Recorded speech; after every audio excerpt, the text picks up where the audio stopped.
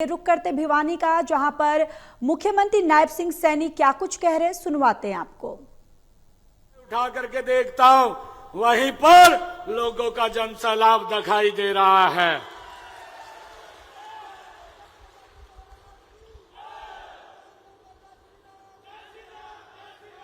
मुझे खुशी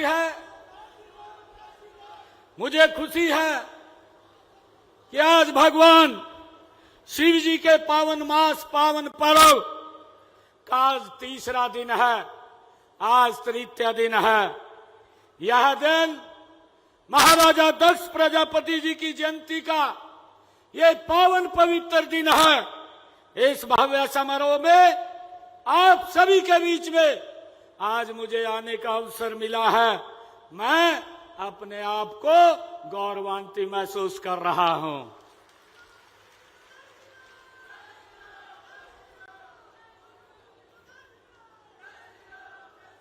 मित्रों, सबसे पहले मैं महाराजा दक्ष प्रजापति जी महाराज को कोटि कोटि नमन करता हूं। वे ब्रह्मांड के रचयिता थे, सृष्टि के महान शिल्पी थे, परम पिता ब्रह्मा के मानस वो पुत्र थे। मैं आप सभी को महाराजा दक्ष प्रजापति जयंती की हार्दिक बधाई भी और शुभकामनाएं भी मैं आप सभी को देता हूं। मुझे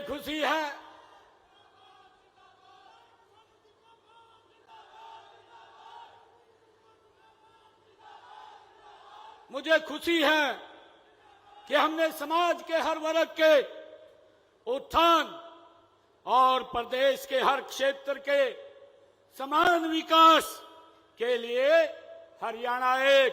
हरियाणवी एक की भावना से हमारी सरकार काम कर रही है।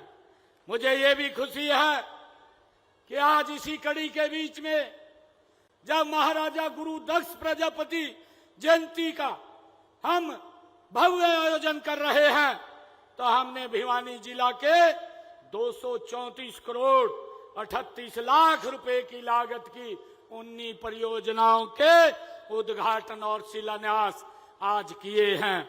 आज गुरु दक्ष प्रजापति जी महाराज को वो समर्पित किया है। इनमें मुझे खुशी है बताते हुए कि आज हमने 87 करोड़ 42 लाख रुपए की लागत की 6 परियोजनाओं के आज उद्घाटन हुए हैं और लगभग 147 करोड़ रुपए की लागत की 13 परियोजनाओं के आज शिलान्यास हुए हैं। मुझे ये भी खुशी है कि महाराजा दक्ष प्रजापति महान राजा थे, दूरदृष्टा थे, कुशल प्रशासक थे और सृष्टि के विस्तारक थे। मुझे खुशी है बताते हुए कि उन्होंने समाज को एक अनुशासित और व्यवस्थित ढांचा प्रदान किया है। उन्होंने हमें सिखाया है कि हम किस प्रकार से एक संगठित समाज का निर्माण होता है, किस प्रकार नियमों और धर्म का पालन करते हुए जीवन को सार्थक बनाया जा सकता है। हमें इस बात की खुशी है कि इस प्रकार मनुष्यों में सबसे पहले जो कलाकार के रूप में जो दक्ष प्रजापति हुए हैं, वो महाराजा दक्ष प्रजापति हुए हैं। मुझे खुशी है कि मेरे सामने आज ऐसे हजारों कलाकार उपस्थित हैं। मैं आप सबको भी दोनों हाथ जोड़ करके नमन करता हूं। मुझे ये खुशी है कि मिट्टी के बर्तन तथा मूर्तियां ये आदिकाल से कला हमारे देश की सभ्यता से ये जुड़ी हुई है। मुझे ये भी खुशी है कि आज तक इतिहास को जानने को जितनी भी खुदाई हुई है और उसमें जितनी वस्तुओं के साथ साथ मिट्टी के बर्तन व मूर्तियां वहां जरूर मिली है। हम लाखों वर्षों का इतिहास जब देखते हैं तो उसके अंदर हमारे समाज का महत्वपूर्ण योगदान उसके अंदर दिखाई देता है। मुझे ये भी खुशी है कि हमारे प्रदेश में बनवाली व राखीगढ़ी गांव का उदाहरण के तौर पर अगर हम देखते हैं, जो उनके टिल्लों की खुदाई हो रही है, उनमें सिंधु घाटी सभ्यता के समय के उससे भी पहले की मिट्टी की मूर्तियां और बर्तन वहां पर आज भी उस खुदाई के अंदर हमें मिल रहे हैं। भाइयों, इन मिट्टी के बर्तनों पर जो चित्रकारी, यह भी पता लगाता है कि उस समय समाज की आर्थिक दशा क्या थी, उससे ये मालूम होता है।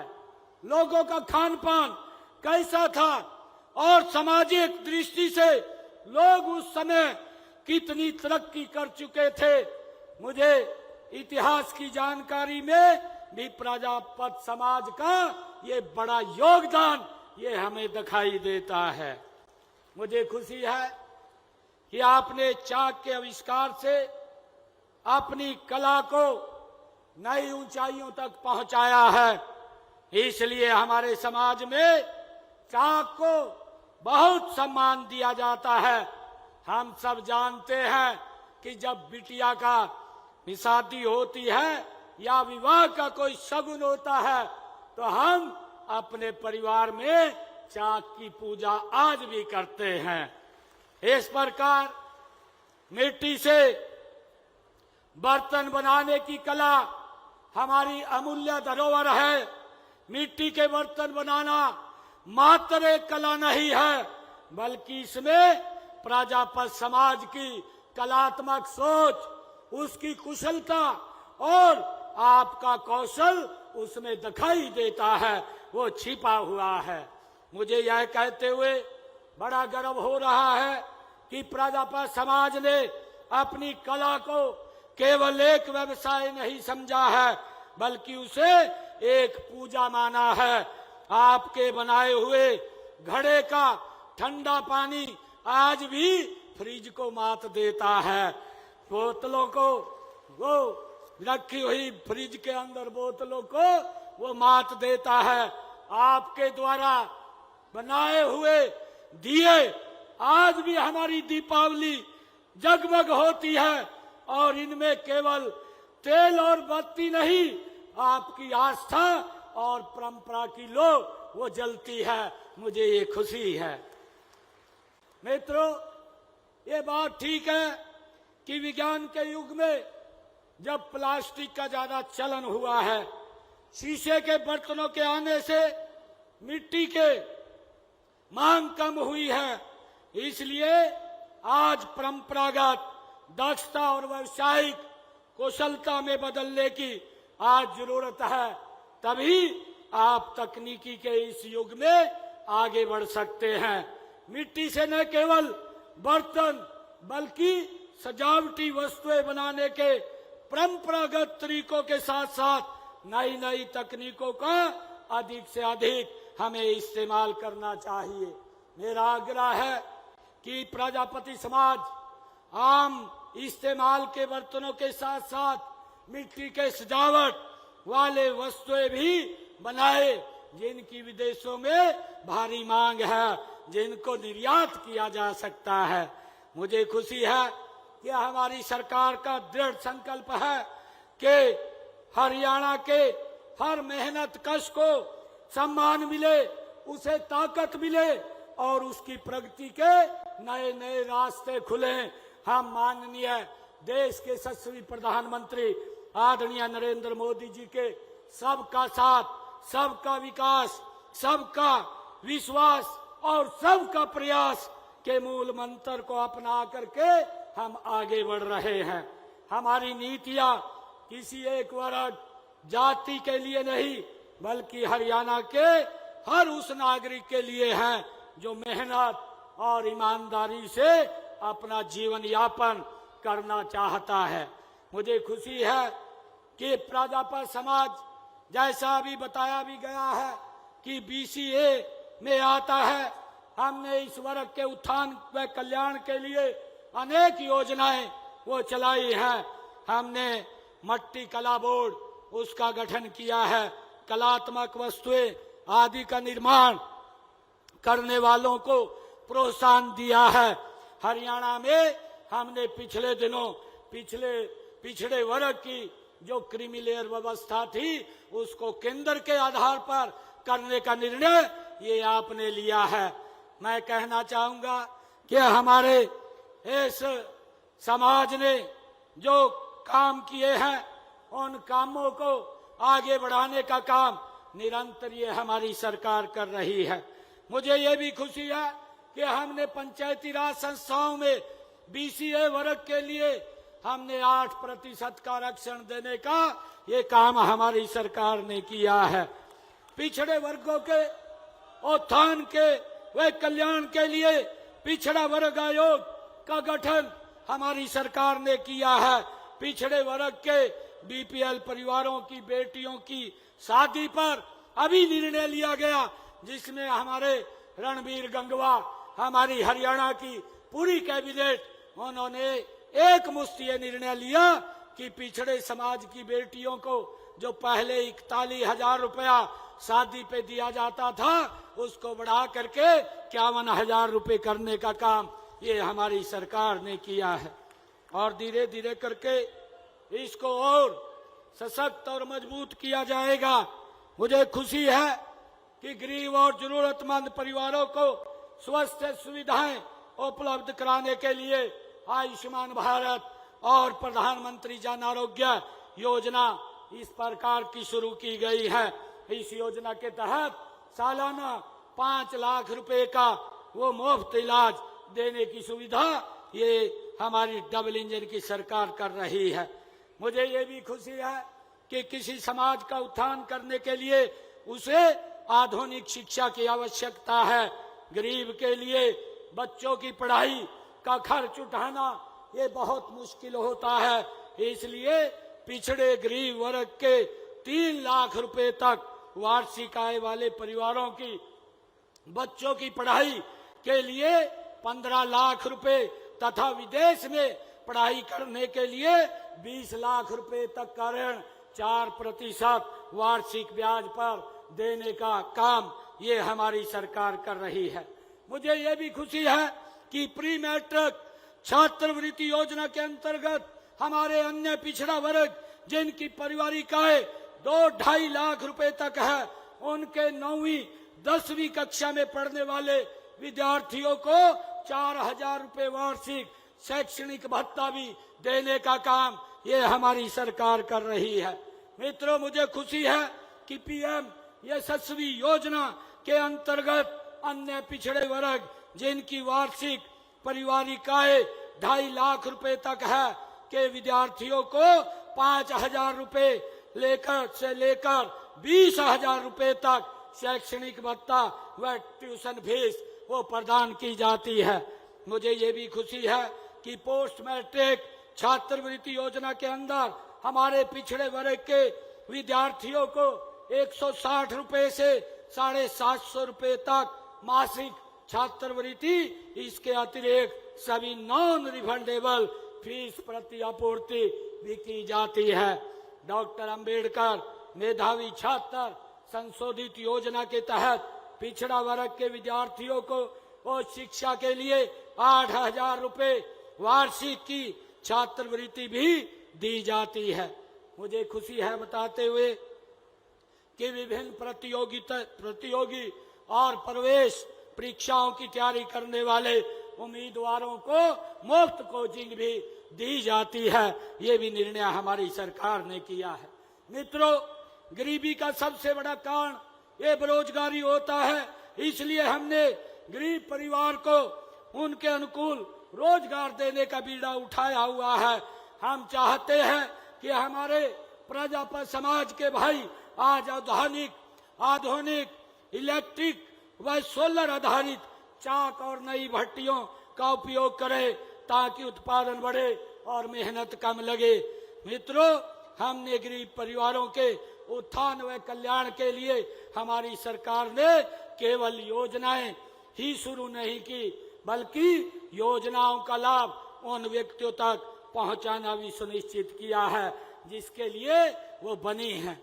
हम ये जानते हैं कि हमारी सरकार ने पिछले दिनों जो गरीब परिवार के बच्चे अच्छी एजुकेशन लेकर के आगे बढ़ते हैं, उनको बिना पर्ची बिना खर्ची के हरियाणा के अंदर रोजगार देने का काम ये हमारी सरकार कर रही है।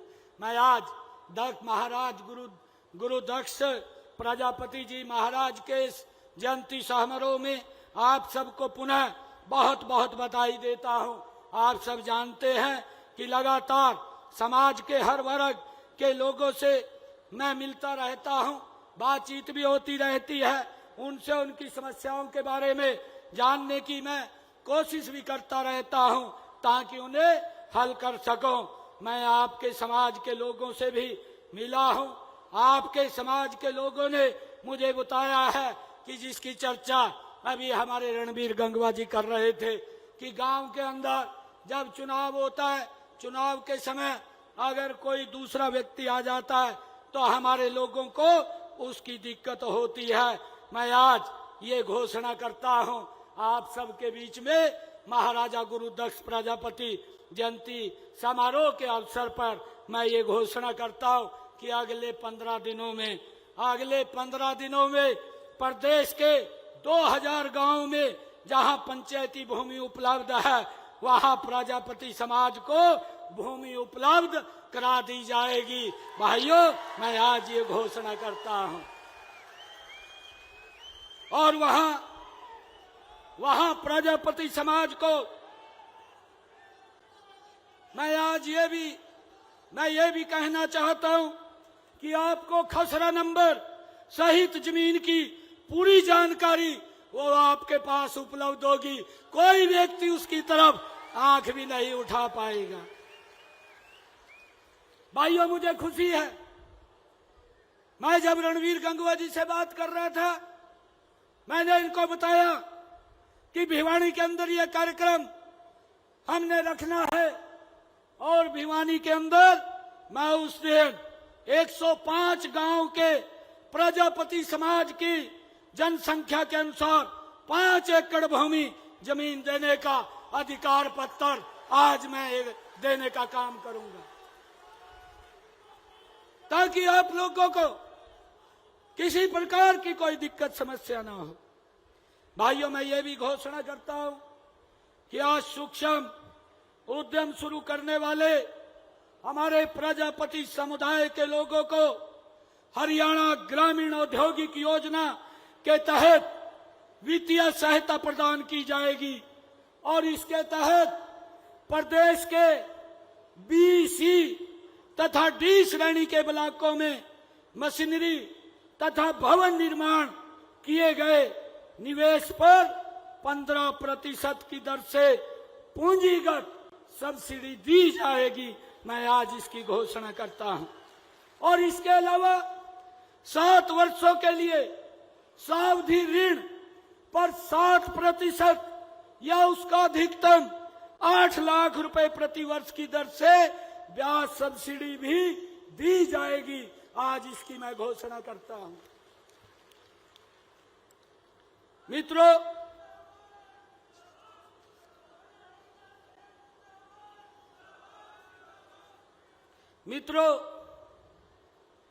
क्योंकि आज गुरु दक्ष प्रजापति जी की यह जयंती है और हम इस पर एकत्र आए हैं क्योंकि हमारे घनश्याम जी ने भी आज एक हमारे हरियाणा में कहावत है, कहावत ये है, कहा भाई कड़ाही चढ़ रही है और आप भी पूरसा तार लो।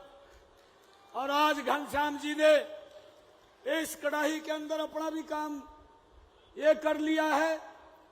आज यहां पर लगभग जो 247 करोड़ रुपए के विकास कार्य हुए हैं, आज इन्होंने जो मांग पत्र दिया है उस मांग पत्र के अंदर मैं आज ये भी घोषणा करना चाहता हूं कि भिवानी के और जो रणबीर गंगवा जी ने दिए हैं इसके लिए मैंने बताया भी है।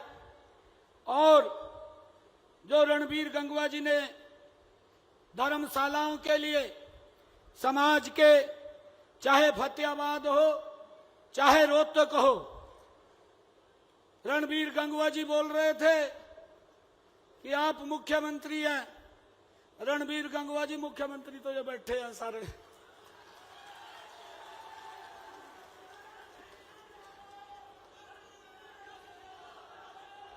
और एक बात कह रहा हूं, चाहे फतेहाबाद की लैंड की आपने बात कही है, उसमें कुछ टेक्निकल दिक्कत आपके साथ बैठ करके दुरुस्त कर देंगे।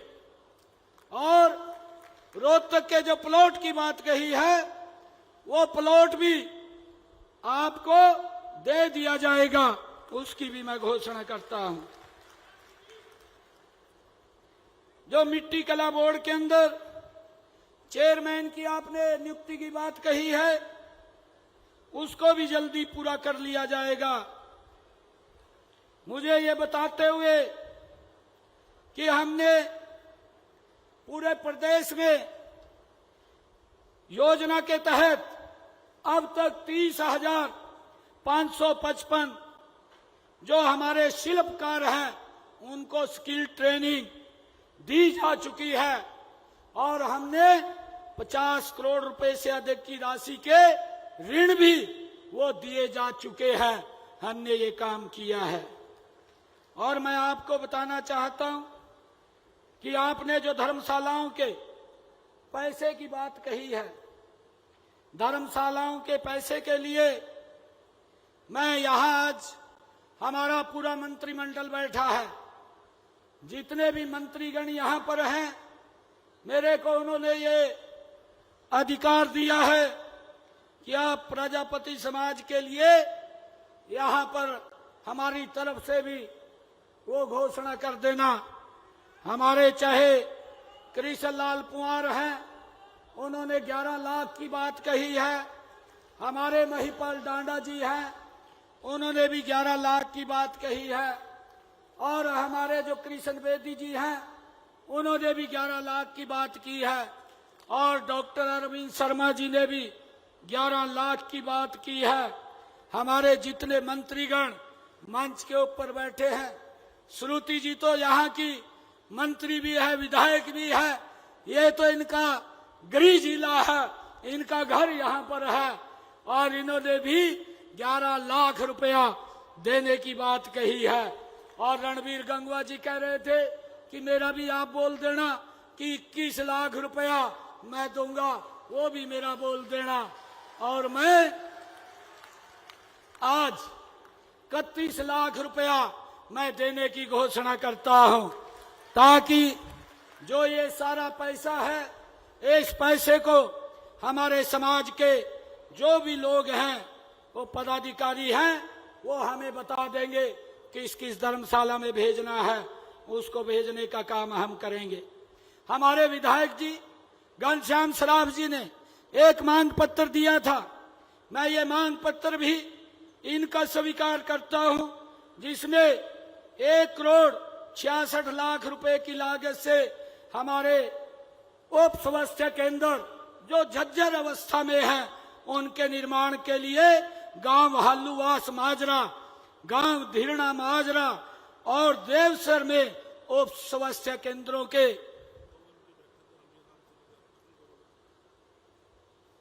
कृष्ण पुआर जी आए हैं कि हमारे 2 एमपी भी बैठे हैं, कहा 11-11 लाख रुपए ने भी देंगे।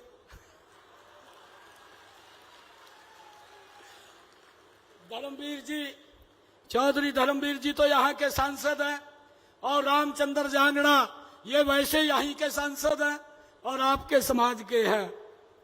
मैं इन तीनों गांव के लिए 1,66,00,000 रुपए मैं देने की घोषणा करता हूं। इनका नवीनीकरण किया जाएगा। भिवानी में जो विधायक जी ने कहा है कि नई अनाज मंडी में अतिरिक्त 2 कवर शेड का निर्माण करवाया जाए, इसके लिए 3,50,00,000 रुपए की घोषणा करता हूं। विधायक जी ने हमारी नई सड़क के नव निर्माण के लिए बात कही है। जो अतिरिक्त नई अनाज मंडी में टूटी हुई सड़क है उसके नवनिर्माण की बात विधायक जी ने कही है। इसके लिए 4 करोड़ 50 लाख रुपए की घोषणा करता हूं। और भिवानी में अतिरिक्त नई अनाज मंडी की 4 दीवारी के लिए ये विधायक जी ने मांग की है। इसके लिए भी 80 लाख रुपए की मैं घोषणा करता हूं। और भिवानी में अनाज मंडी के साथ मार्केटिंग बोर्ड के गोदाम को बनाया, ऊंचा उठा करके बनाया जाए, इसकी मांग विधायक जी ने की है।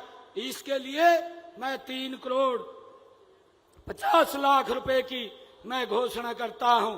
और नंदगांव में जो बाबा वाला जोहड़ को राजगढ़ माइनर से पाइपलाइन डलवाकर पशुओं के लिए पीने की पानी की व्यवस्था करवाई जाए, ये मांग विधायक जी ने की है। इसके लिए मैं 49,33,000 रुपए की घोषणा करता हूं, ताकि बाबा वाला जोहड़ को राजगढ़ माइनर से पाइपलाइन से जोड़ा जा सके।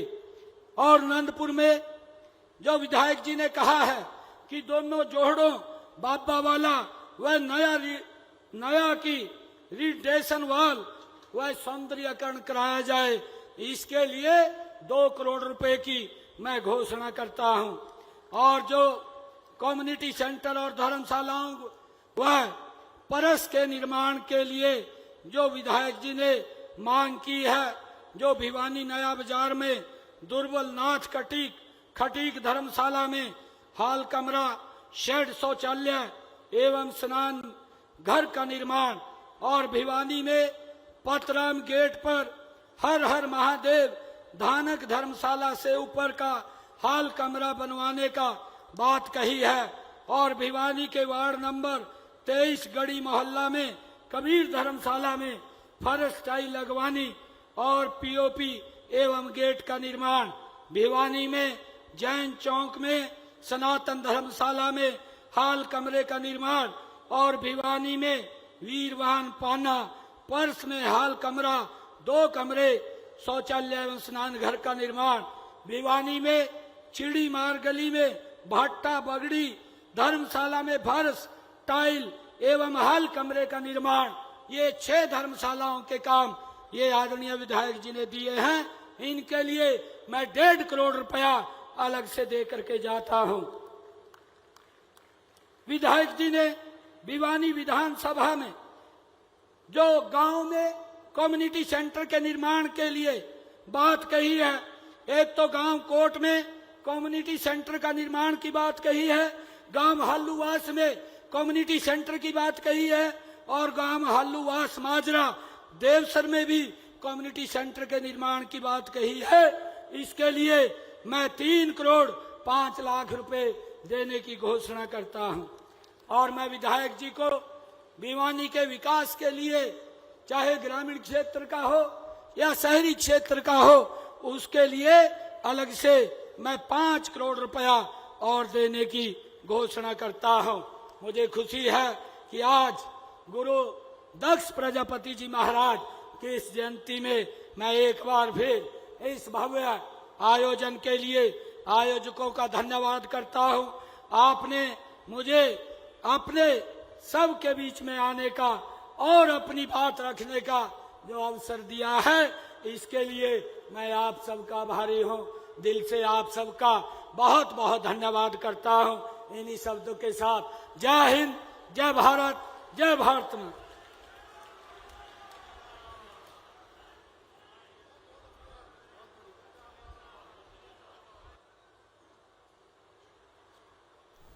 और जैसा माननीय मुख्यमंत्री महोदय ने अभी कहा कि